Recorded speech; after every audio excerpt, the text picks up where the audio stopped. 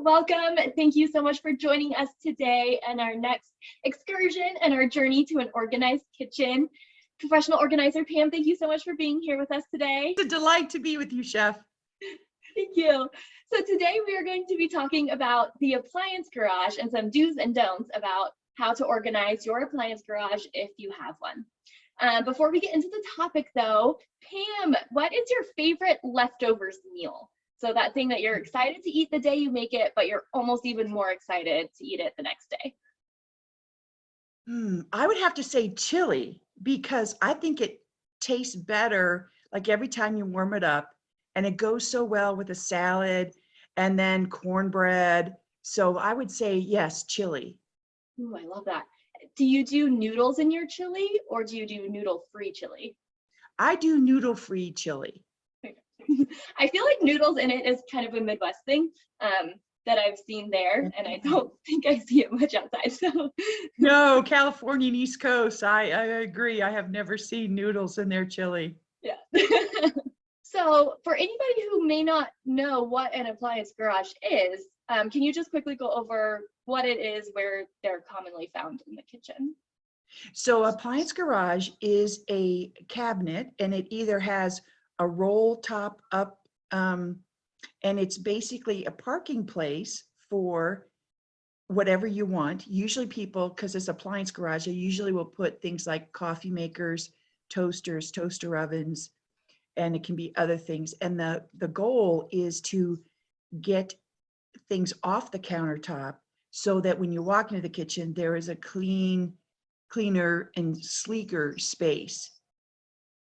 So you don't have to move it from like a below shelf. It's like already at hip height, but it's concealed. Exactly. Okay. Exactly. Right. So what is the biggest pain point that you tend to see whenever people are trying to organize that appliance garage? Deciding which appliance to put in there. And it depends on your brain. Do you like to see some of your, like a coffee pot and toaster, and do you like having them out and you don't mind seeing them all day? Or are you somebody who really would like to not walk in later in the day and see that stuff? So that is the biggest thing, is decide. And the appliance garages are usually in corners. And so you have to make sure it's easy for you to reach. So if it's something that you're going to open and close all the time, you want to make that easy for yourself.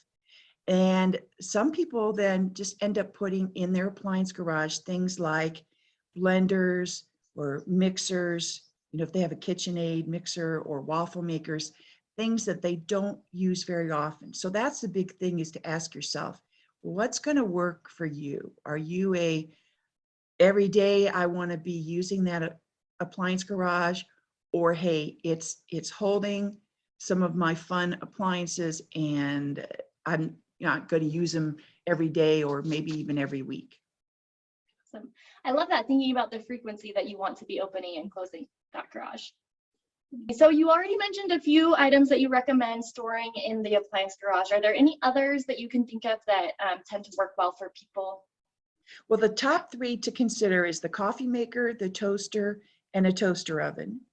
And then the other groupings that you may not want to have to, as you mentioned, bend over and pull out of other, because some of these are very heavy.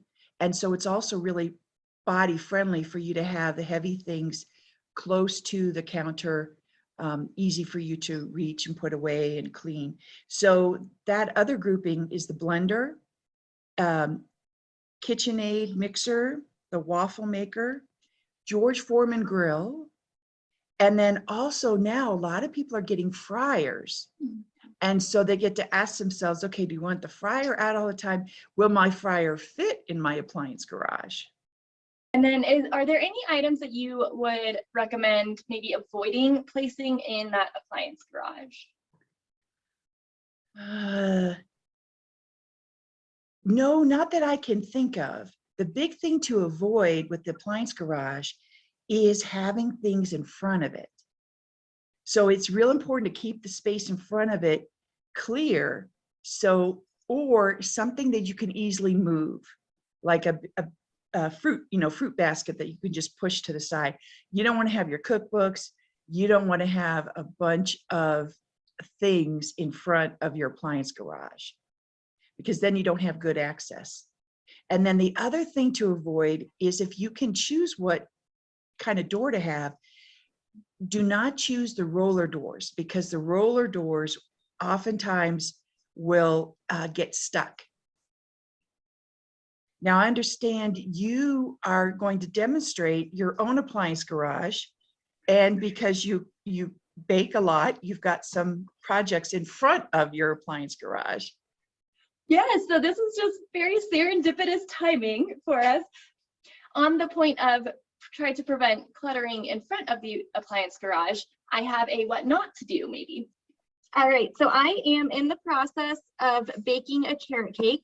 And so I have my icing here. I'm gonna make some cake balls. So I have like after I've trimmed the layers, I have that. Cooking oil that I used to bake the cake, and I haven't put it away yet. If I need to get in there because I wanna make myself some coffee and I wanna grind those beans, I need to use the toaster or the food processor. I have to do a lot of work just to access my items right now. And then on the rolling door, I agree with the rolling door not being the best. Mine has actually broken, and a few attempts of trying to glue it back and get it to stay, it just doesn't want to. Your appliance garage door is always open, and it's big. You've got a lot of things back there. And one thing that I do like about our appliance garage is it does have outlets inside. So you can plug an appliance in and move it out of the garage to use it, and you don't have to necessarily move it to somewhere else on the counter that has outlets. And speaking of storage, ways to make the most of that, I have some examples. The Lazy Susan is wonderful, because some of the appliances come with attachments, and you can put that, but also this would fit a small George Foreman grill on top, or maybe even on the bottom. And then another thing to do, when I talked about different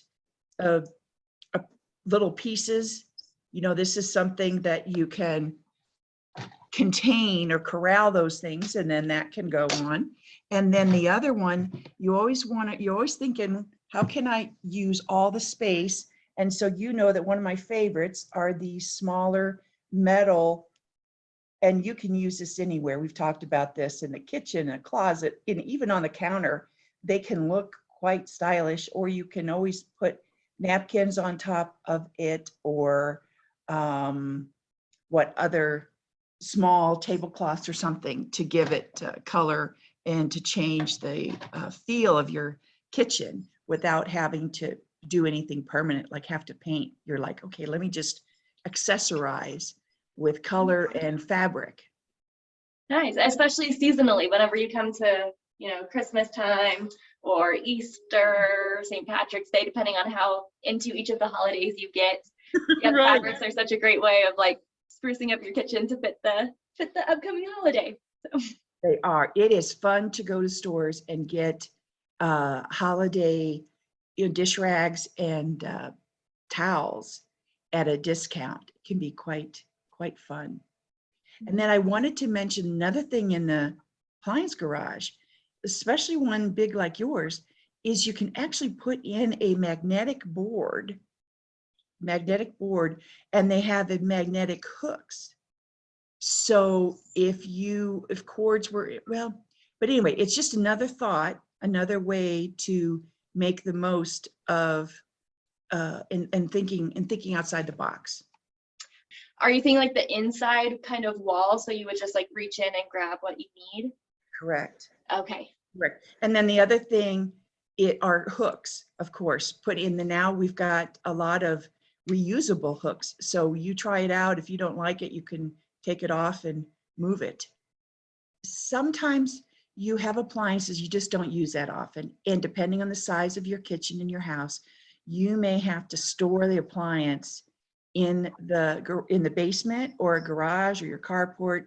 So ideally, it is great to be able to store it in its original box And one thing, if you're worried about not wanting to have to wash it again, is to wrap it in plastic wrap or one of those huge resealable storage bags.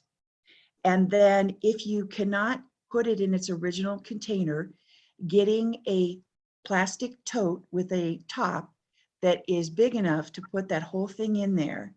And then once you have cleaned that item and put it in there, it really is ready to go. You pull that top off and you know you're ready to plug it in.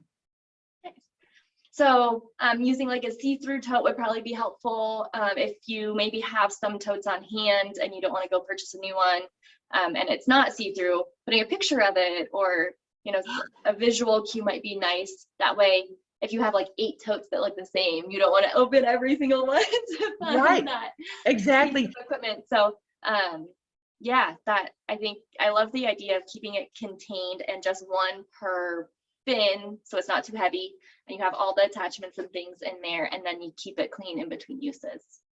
And labels are terrific, but I think more and more people, their brains are so visual, and we're so used to quick images. I think having a picture of your appliance taped on the outside, and I think the best thing would be to put it on an end, so then you can easily see what's in there.